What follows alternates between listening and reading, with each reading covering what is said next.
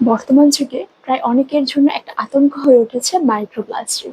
তো আজকে আমরা জানবো যে মাইক্রোপ্লাস্টিক কি, কিভাবে ছড়াচ্ছে, কোথায় কোথায় পাওয়া যাচ্ছে এবং কিভাবে আমরা সেটা মানে ছড়ানোটা প্রতিরোধ করতে পারি, কিভাবে এটার এক্সপোজারে কম আসতে পারি এবং এটা দ্বারা আমাদের কি কি ক্ষতি হচ্ছে সে সমস্ত কিছু এই ভিডিওর মধ্যে তুলে ধরার চেষ্টা করব।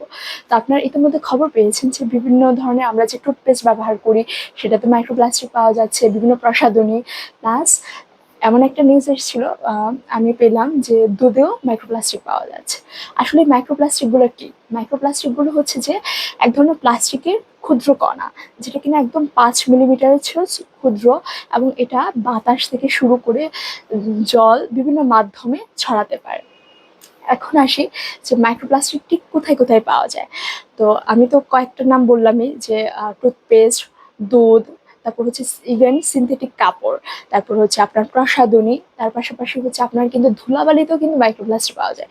ইভেন আপনার সমুদ্র জল এবং সামুদ্রিক যে মাছগুলো, বিভিন্ন হচ্ছে আপনার বোতলজাত বা প্যাকেটজাত যে ক্যানিং যে খাবারগুলো, সে সমস্ত কিছুতে কিন্তু মাইক্রোপ্লাস্টিক পাওয়া যাচ্ছে। কারণ যত ধরনের আপনার প্লাস্টিক জাতীয় যা জিনিস আছে অলমোস্ট সবগুলোতেই মাইক্রোপ্লাস্টিক আছে। তো এখন আসে যে মাইক্রোপ্লাস্টিক আমাদের জন্য কেন ক্ষতিকর। কারণ মাইক্রোপ্লাস্টিকে এমন কিছু উপাদান আছে যেটা কিনা আমাদের স্ট্রেস বৃদ্ধি করে এবং হচ্ছে আমাদের ভিতরে থাকা যে ইনফ্লামেশন সেটাকে হচ্ছে যে বা প্রদাহকে অ্যাগ্রাভেটেড করে, এবং পরবর্তীতে দেখা যায় বিভিন্ন ধরনের আমাদের ইনফেকশন জনিত বা বিভিন্ন ধরনের ক্রনিক ডিজিজ জনিত সমস্যার সম্মুখীন আমাদের হতে হচ্ছে বা হতে হবে যদি আমরা আরো বেশি এক্সপোজারে আসি। তো এখন আমরা এটা কিভাবে প্রতিরোধ করতে পারি? তো প্রতিরোধ করার জন্য যেটা করতে হবে, এখন আজকে থেকে আপনার যেটা করতে হবে, প্লাস্টিকের বোতলজাত যে জল সেটা গ্রহণ না করা।